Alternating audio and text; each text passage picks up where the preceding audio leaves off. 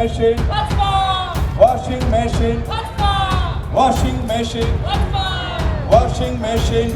देश में तमाम विपक्षी नेताओं को परेशान करने और विपक्ष के लोगों पर ईडी और सीबीआई के छापेमारी कराने का आरोप लगाते हुए ममता बनर्जी ने बीजेपी को एक वॉशिंग मशीन पार्टी बता दिया है। जी हां, पश्चिम बंगाल में तृणमूल कांग्रेस के एक कार्यक्रम के दौरान ममता बनर्जी ने कहा कि विपक्ष के जो दागी लोग, जो भ्रष्टाचारी लोग बीजेपी को ज्वाइन कर लेते हैं, उन पर कोई एक्शन नहीं होता। बीजेपी एक ऐसी वॉशिंग मशीन है जिसमें काला कपड़ा डालो तो सफेद कपड़ा निकलता है। ममता बनर्जी ने इसका एक वीडियो सोशल मीडिया पर पोस्ट कराया।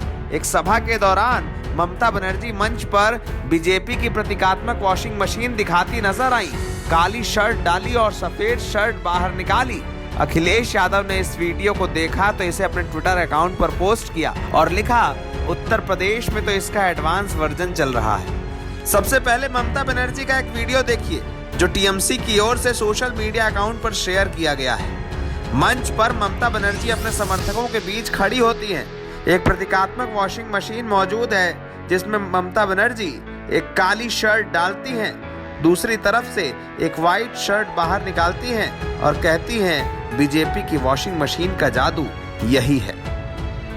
इस प्रदर्शन के दौरान ममता बनर्जी की तृणमूल कांग्रेस के नेता वॉशिंग मशीन बीजेपी के नारे लगाते हैं। अखिलेश यादव ने इस वीडियो को शेयर किया और लिखा, दीदी के भ्रष्टाचार की कालिख से पुते लोगों को भाजपा में शामिल होने पर सफेदपोश होकर बाहर निकालने वाली जिस भाजपाई वॉशिंग मशीन का डेमो दिखाया जा रहा है, उसका उत्तर प्रदेश में एडवांस मॉडल चल रहा है जिसमें माफिया भी धुल जाते हैं और धोने वाले खुद भी। सरकार माफिया न सही तो ऐसे ही लोगों की सूची दे दे। अखिलेश यादव के इस ट्वीट पर तमाम लोगों ने प्रतिक्रियाएं दी हैं। अखिलेश को माफियाओं के संरक्षण करने वाले नेता के रूप में बताया भी गया है। वहीं कई लोगों ने यह कहा है कि सीएम अपने स्वजातीय माफियाओं का संरक्षण करते हैं, इसलिए जो लिस्ट अखिलेश यादव मांग रहे हैं वो फिलहाल नहीं मिल सकती। लेकिन ममता बनर्जी का ट्वीट और ममता बनर्जी की सियासत उत्तर प्रदेश में सत्ता और विपक्ष के आमने सामने होने का एक जरिया जरूर बनी है, ये बात तय है। एनबीटी ऑनलाइन की रिपोर्ट।